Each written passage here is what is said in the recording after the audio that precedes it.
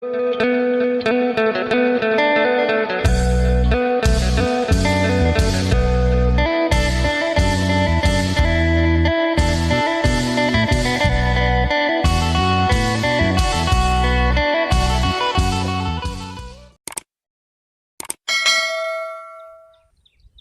บสบาย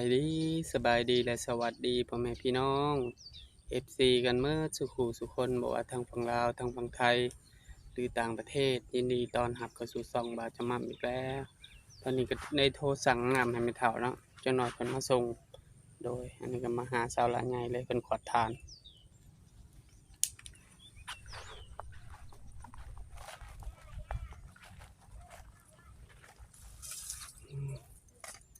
จักมื้อจักคืนแหละสาวหลานใหญ่2 คืนสบายดีแม่น้องโตโน่โดยสบายดี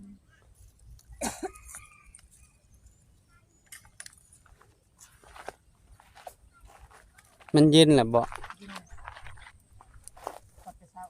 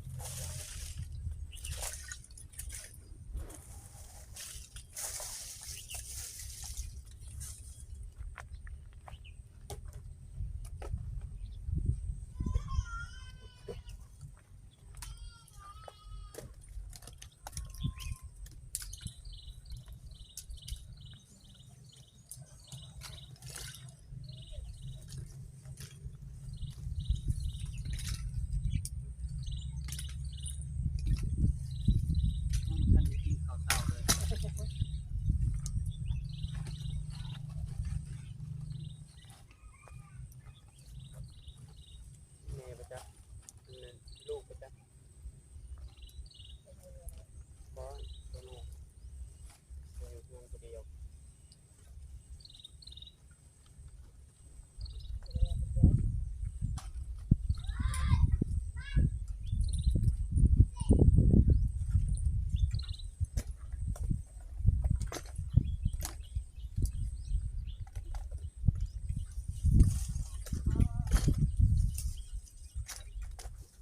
เอาไว้นะ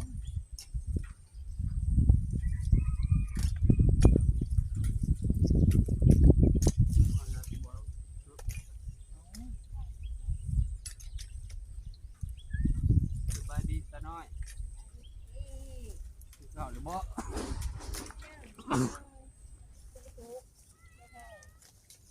ทำเอ็มบุซุก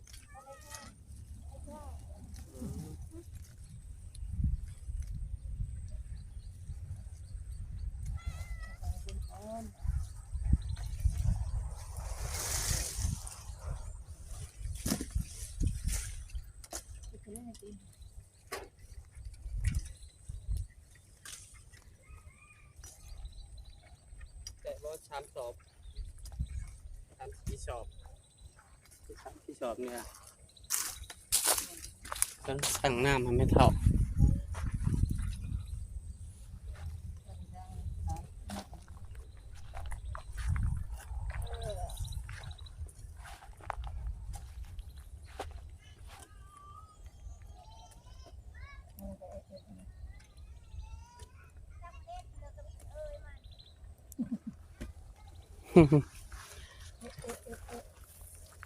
กินมกปลาซิว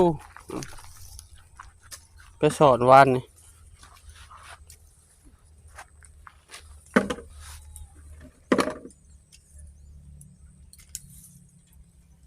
โอ้แม่ ช้าเพิ่นตื่นนะ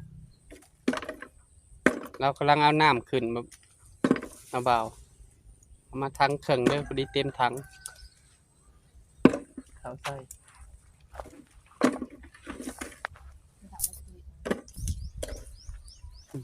แล้วเราใหญ่กับสาวน้อยเพิ่นเก็บซอยไปจอบเบิ่งลูกตัวน้อยก่อนอะไรเนี่ยเอาดูไปขาดได้เก็บขาดเด้อ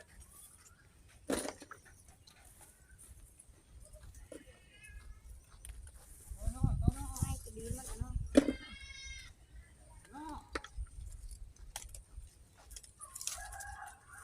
หนอกอยู่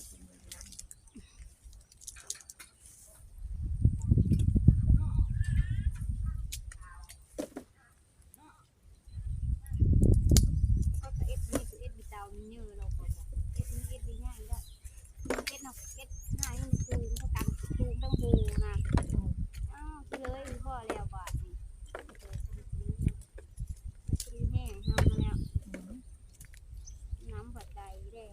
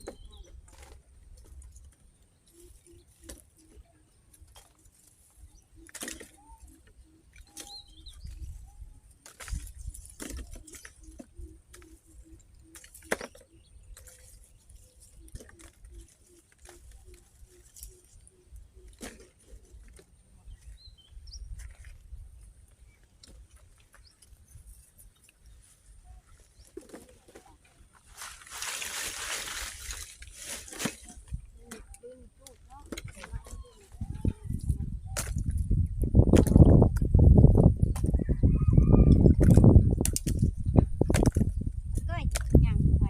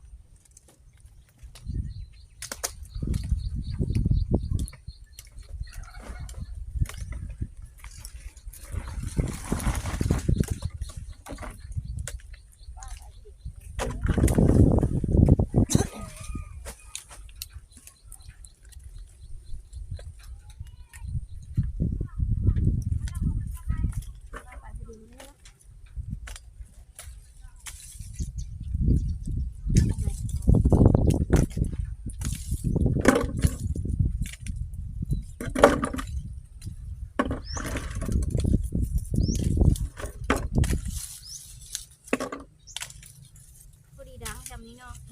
ก้อนค่อยมันก้อนใหญ่พวกละฟัน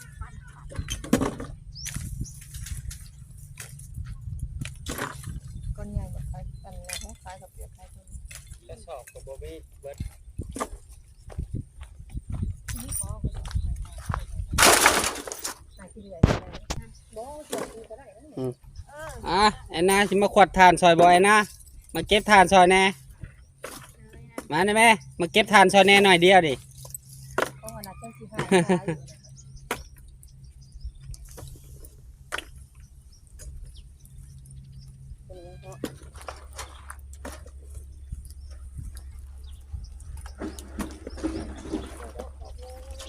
ู่ซอยกันพวกน้องไอ้นาเพิ่นก็มา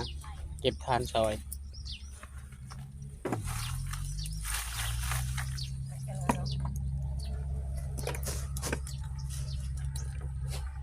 สบายดีน้องไอ้นากินข้าวแล้วบ่กินกับหยังเดี๋ยวจะหน่อยเพิ่นมาส่งน้ำ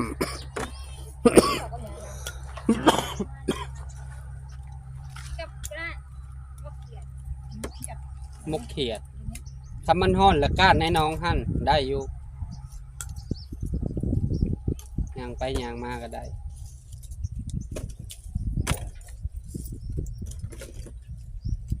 ไปยังเพิ่น น้ำไผ่นะไผ่ไผ่ยัง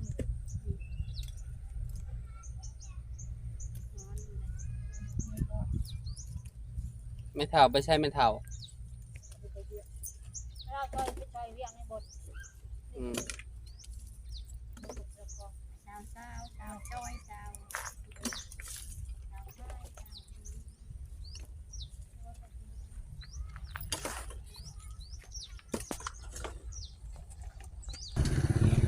นี่เนาะโทรแล้วเพิ่นยังบ่ทันมาเพิ่นกำลังเอาน้ำขึ้นไม่เท่าสบายดีไม่เท่า ไปดี อ่ะ ไปดี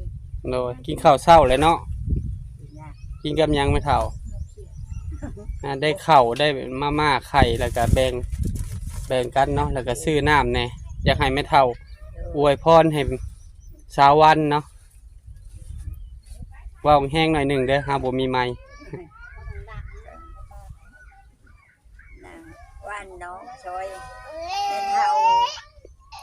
มีเขามีไข่มีนี่เนาะขอบคุณ แล้วก็น้ำใส่ การน้ำนั่นใจ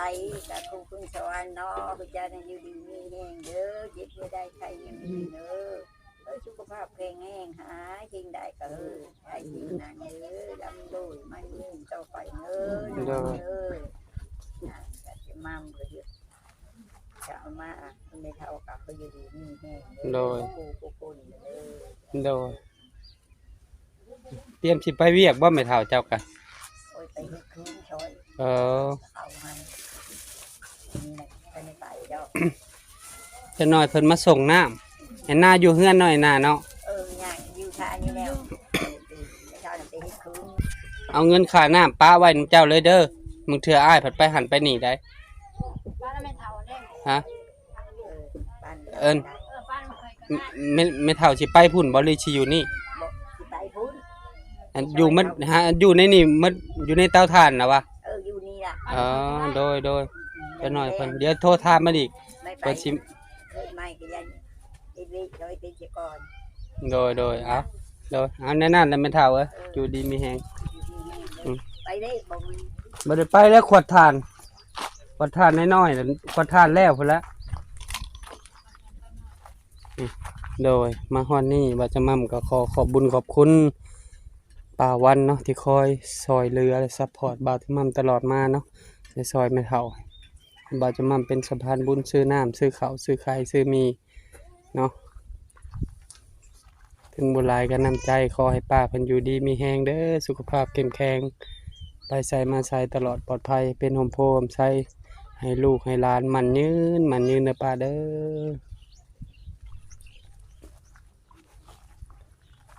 มาเบิ่งสาวรายใหญ่ต่อ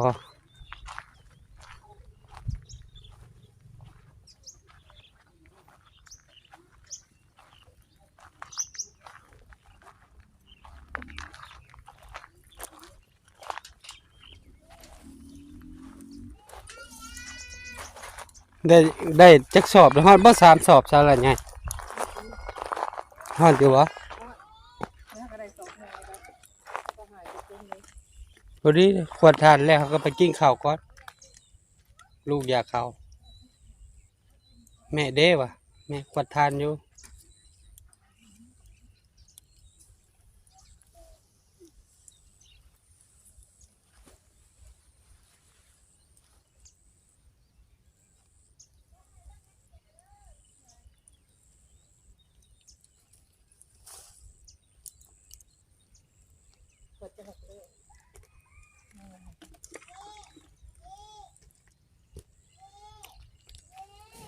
แดดเนาะมื้อนี้เนาะเริ่มเอาคือเก่าเนาะเฮ้ย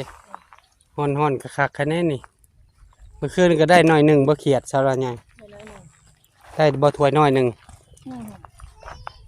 หมูหอดมันเย็นอากาศมันเย็น อากาศเย็น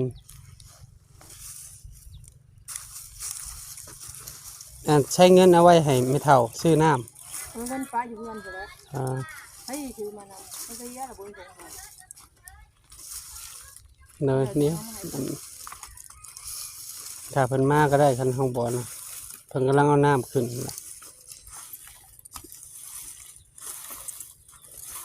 ก็ดีใจเนาะไม่เท่าก็ได้ข้าวกินเลยแต่คงอยู่คงกินเล็กน้อยแบ่งกัน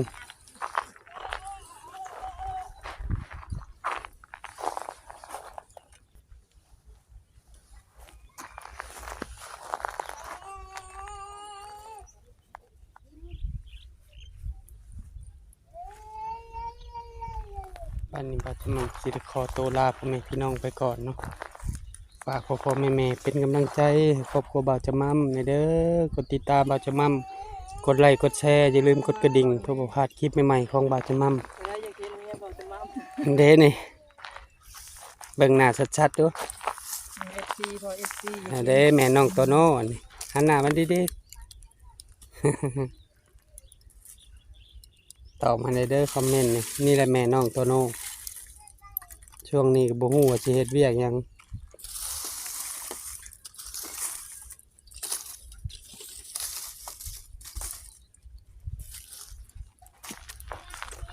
สบายดีสาวหลานใหญ่